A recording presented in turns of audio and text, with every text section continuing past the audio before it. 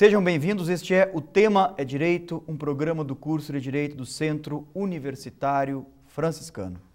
Mande as suas sugestões de pauta para direito@unifra.br, que na medida do possível nós atenderemos a sua solicitação. E assim o temos feito, temos recebido vários e-mails, as pessoas têm nos sugerido palestrantes, convidados, temas, obviamente todos eles relacionados ao mundo jurídico, que é o foco desse programa. O Tema é Direito, aqui da TV Unifra. Meu convidado de hoje, recebo com muito prazer o Guilherme Volpato, advogado, mestrando em Direito, não, Guilherme? Isso. Tá? Aprofundando os teus conhecimentos sobre Direito Previdenciário, que é o foco da nossa conversa de hoje. Seja bem-vindo. Bom, eu também agradeço o convite, né? É uma satisfação retornar à instituição que nos forma, né? E poder contribuir de alguma medida com um debate sobre um tema que me parece bastante importante e relevante no contexto brasileiro atual. Eu convidei o Guilherme para falar sobre a proposta de emenda constitucional 287, né, que trata da reforma da Previdência, ainda que seja possível dizer que no momento ela está em banho-maria, não, Guilherme? Em razão dos últimos acontecimentos aí envolvendo a Presidência da República.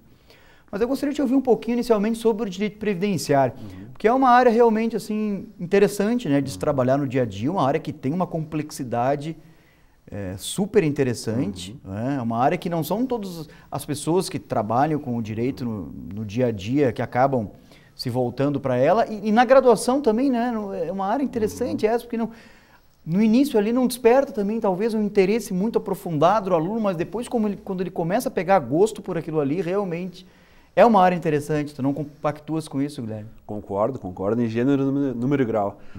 Porque, enfim, né, traçando essa linha do tempo, é interessante ver que o direito previdenciário ele é uma construção histórica, né, uma construção das sociedades, né, que vem lá da Revolução Industrial, né, onde se havia um Estado mínimo, um Estado liberal, e onde só se favorecia quem tinha patrimônio.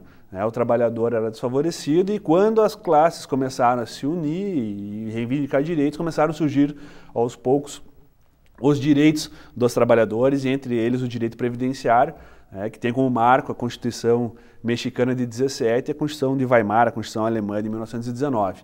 Né? E essa construção social ela deu uma guinada, principalmente após o cenário da Segunda Guerra Mundial, né, com o Estado norte-americano, com o welfare state, com o Estado de bem-estar social, onde houve um alavancamento do direito previdenciário, do direito do trabalho. E na nossa conjectura brasileira, a Constituição Federal de 88 foi bastante importante, porque ela traz um tópico específico lá no artigo 194, dizendo que a Seguridade Social ela é compreendida por previdência social, assistência social e saúde. Agora, é importante essa retomada histórica que tu acabaste de fazer, porque realmente, assim, e é importante que a gente fale sobre isso, né? A constante relação do direito com a própria evolução do Estado moderno e das diversas áreas do direito, sempre relacionando com a evolução do próprio Estado, né? Lá na época do constitucionalismo liberal, a gente tinha uma perspectiva, e basicamente individual, de proteção individual. Claro que o Estado tem um contexto naquele momento, e ele se sente desafiado a tutelar o indivíduo, que é o seu protagonista. E depois, como você mesmo dissesse, Guilherme, nós temos principalmente com a guerra ali, né, nós começamos a inserir a questão social dentro do movimento constitucional, e aí que aflora com mais intensidade o direito do trabalho e o direito previdenciário, então, né, que é um direito que ultrapassa essa perspectiva unicamente individual, né, é um direito transindividual, meta-individual. E claro que, por ser esse direito tão complexo nesse quesito, é um direito que nos chama a atenção, né? É um direito que tem que ser cada vez mais estudado e aprofundado, porque ele também tem uma relação direta com a questão econômica do direito. Né? Na verdade, ela tem uma relação intrínseca com a questão econômica, porque quem custeia a Seguridade Social é o povo, seja trabalhando, seja comprando, né? E o próprio governo, que aí fica em cargo de administrar essa entrada do recurso e a distribuição, né, entre a sociedade economicamente ativa e os aposentados, pensionistas. Agora, é uma área essa que está em constante mutação, né? Mesmo que a gente pense aí no estado da arte do direito previdenciário antes da PEC 287, ou da denominada reforma da Previdência, é possível dizer que antes disso, né, nós tivemos inúmeras reformas. Na tua concepção, assim, a que isso se deve? Por que se mexe tanto nessa parte do direito?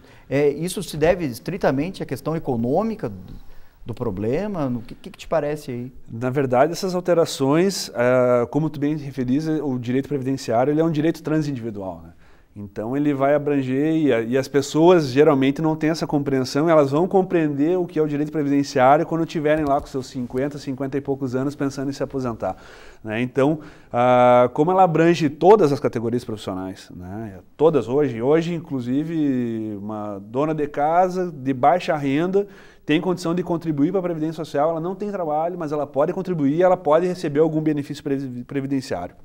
Então, em razão dessa grande complexidade e por isso tanta alteração legislativa, né, nós podemos citar, 2 anos atrás ali surgiu a regra que deu uma confusão, quando se falava da regra 85-95, para te ter a exclusão no fator previdenciário. O fator previdenciário surgiu com a emenda constitucional 20 de 98, né, acabando com a idade mínima para aposentadoria, que hoje é um tema que volta a ser tratado com a proposta de emenda à Constituição 287. Então, em razão dessa grande complexidade, sempre vai ter alguma coisa a se repensar ou a se reformular. Agora, o que me chama a atenção realmente é a palavra complexidade quando ela é associada ao direito previdenciário, porque realmente, assim, as regras são muitas, né? E nós temos a possibilidade de prever, então, e de aplicar regras que variam em muito de profissão a profissão. Tu vê esse como um fator determinante, assim, para o domínio do sistema previdenciário, principalmente para quem vai trabalhar com isso, né? A gente não pode esquecer que grande parte do nosso telespectador é aluno do curso de Direito. E gostaria até que tu fizesse um discurso aí para seduzir essas pessoas a irem para a área do direito previdenciário, porque realmente é uma área belíssima do direito, né?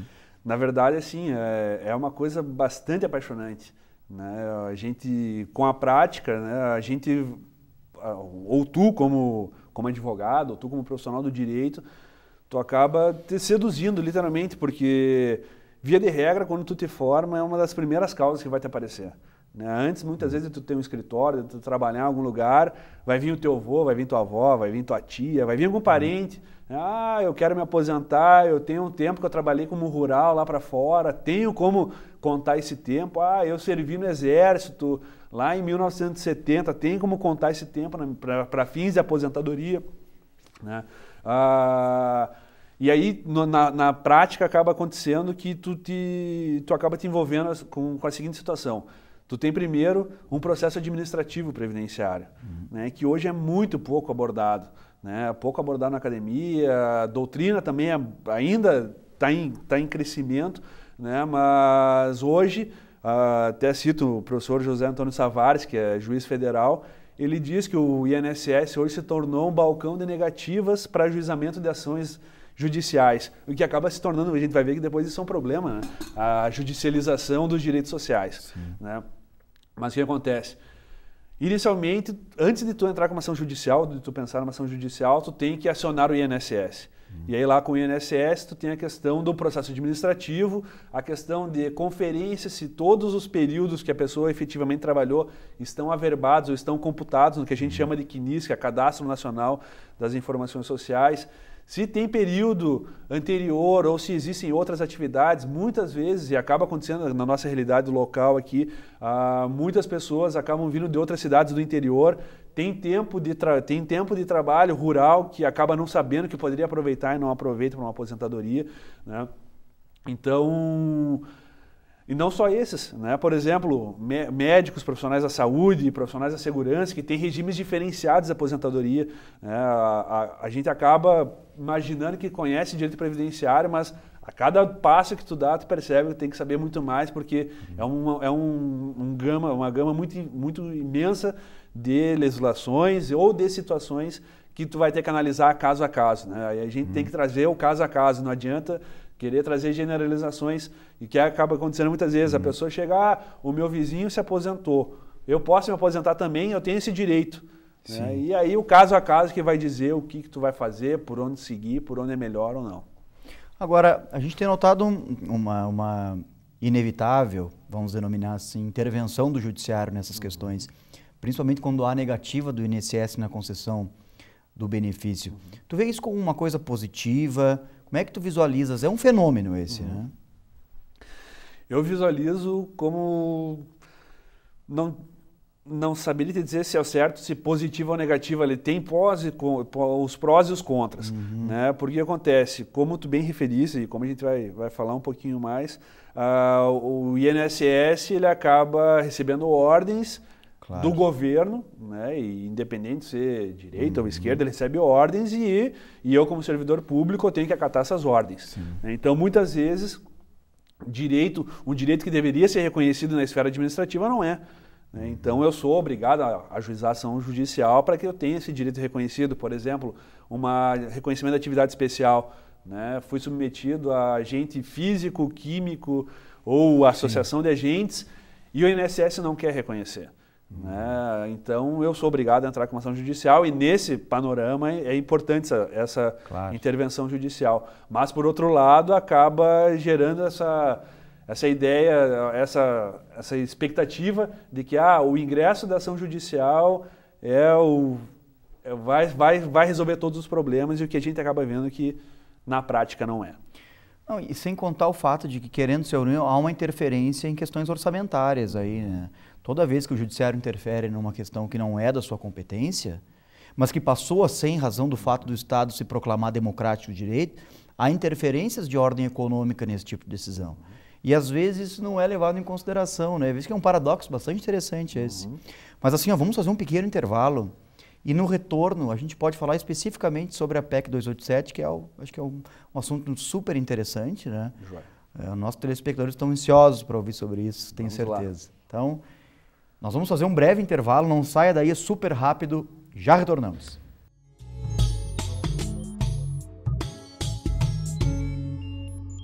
As larvas do mosquito da dengue têm 4 estágios evolutivos. Em um ambiente com água limpa e parada, o período entre o ovo e a larva é de cerca de 5 dias.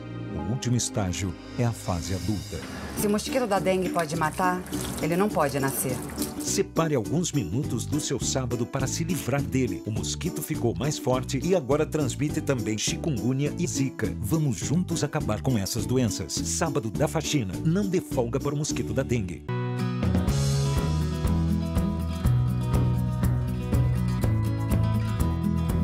Se você gosta de música, tem uma banda ou algum trabalho solo autoral e tá a fim de divulgar a sua arte, eu te faço companhia no Estúdio Cultural, todas as quintas-feiras, aqui na TV Unifra.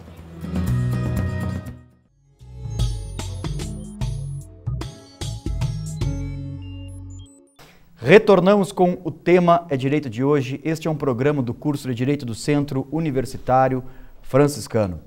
Mande as suas sugestões de pauta para direito@unifra.br. Esse endereço aí está aparecendo na base da sua televisão, que na medida do possível, como disse na abertura do programa, nós atenderemos a sua solicitação e assim o temos feito. Tá? Então temos recebido inúmeros e-mails nos sugerindo convidados, temas, como disse na abertura do programa também, todos relacionados ao mundo jurídico, porque esse é o foco inequívoco deste programa.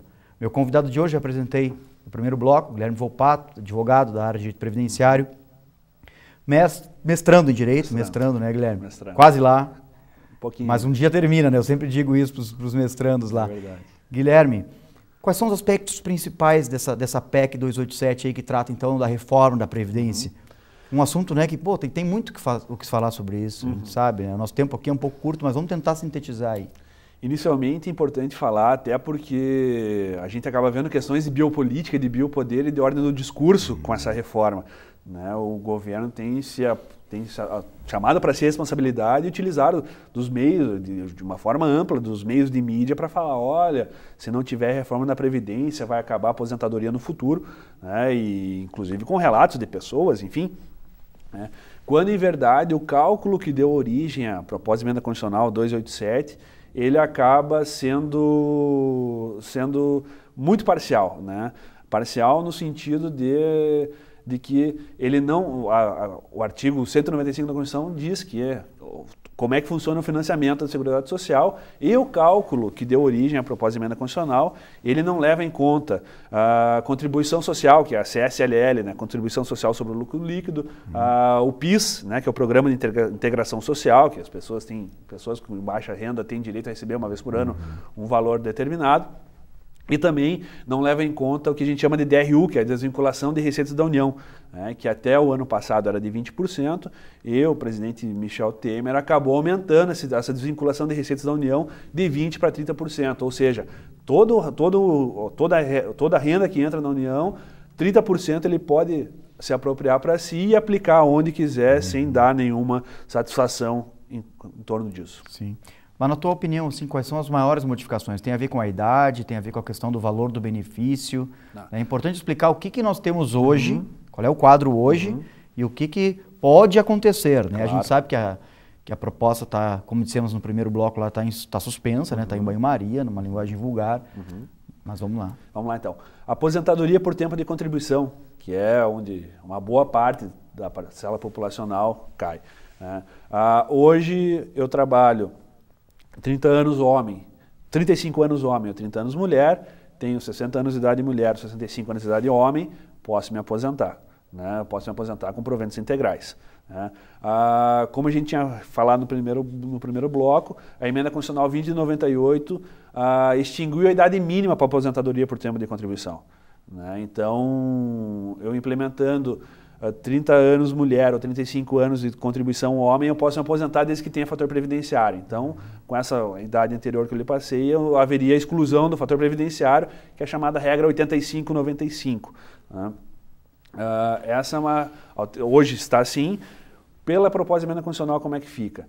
A aposentadoria por tempo de contribuição fica 51% do salário de benefício, acrescido de 1% por ano de trabalho. Por isso que tanto se fala que eu teria que trabalhar 49 anos para receber a aposentadoria integral. E aqui é importante também, né, professor, a gente fazer a distinção que a aposentadoria integral não significa receber o teto da aposentadoria, né, porque a Previdência Social é de caráter contributivo. Sim. E eu vou receber conforme a minha contribuição, né? Então, se eu trabalhar nos moldes da PEC hoje por 49 anos, eu vou receber 100% do que eu contribuí.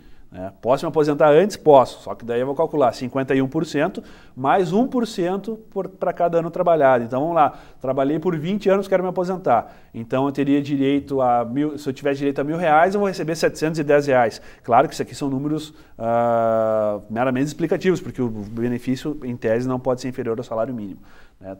Essa aposentadoria por tempo de contribuição.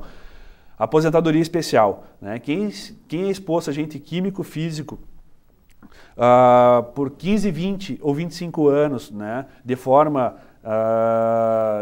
contínua, tem direito à aposentadoria especial, né? Aqui a gente enquadra profissional da saúde, quem é exposto à saúde, profissionais da saúde, profissionais de segurança, pessoal que trabalha com eletricidade, pessoal que trabalha com altas temperaturas, né, teriam direitos a aposentadorias especiais. Hoje, se for aprovada a PEC no modo em que se encontra, para ter direito a esse benefício, a pessoa terá que provar que aquele agente físico, químico ou insalubre efetivamente causou danos. Então, por exemplo, eu trabalho com reparos de rodovias. Eu sou exposto a alguns agentes químicos que a longo prazo podem me causar câncer, né? Câncer no pulmão, por exemplo. Então, se daqui 30 anos eu provar que eu tenho câncer no pulmão e que o câncer é derivado do meu contato com aquele agente na minha atividade de trabalho, eu tenho direito à aposentadoria especial. Se não, eu não tenho direito à aposentadoria especial. E por fim, acho que é importante também a gente falar da aposentadoria do segurado especial, que é o pequeno produtor rural. Né? Hoje, como é que funciona? Ele contribui com um percentual que é muito baixo, né? E aí eu concordo que realmente poderia se ter uma reforma nesse valor, né? Mas hoje o pequeno produtor rural ele contribui com 2,3% da movimentação do seu talão de produtor rural, né? E toda a família tem benefício. Com a proposta da emenda, acaba que eles vão ter que, cada membro da família, para ter direito à aposentadoria, todos vão ter que aposentar. Né? Isso aí acaba gerando alguns problemas, além de êxito rural, né? O pessoal sai do campo vir para a cidade porque não tem condição de contribuir. Enfim, né? O meio rural, na verdade, hoje é o que mais está sendo prejudicado com a proposta de emenda constitucional. Agora, qual é a tua opinião, assim, colocando na balança, né? Claro que as pessoas falam muito sobre a PEC, sobre a reforma. O que tu acha aí que tem para se perder? O que a sociedade perde ou ganha com isso, né? Claro que não quero adiantar, porque eu quero deixar que tu fale sobre. Claro. Na verdade, professor, eu acredito que alguns pontos, por exemplo, a idade, né? Tem se falado muito na idade mínima, né? E tem se feito com comparações com os países europeus. Sim. Se for fazer a comparação com os países europeus, a regra brasileira ela é muito mais grave do que com os países europeus tem hoje. Né? Se pegar os países aqui da América Latina também, né, a idade mínima para continuar, a idade mínima para aposentadoria geralmente é inferior do que a proposta de emenda constitucional vem trazendo. Né?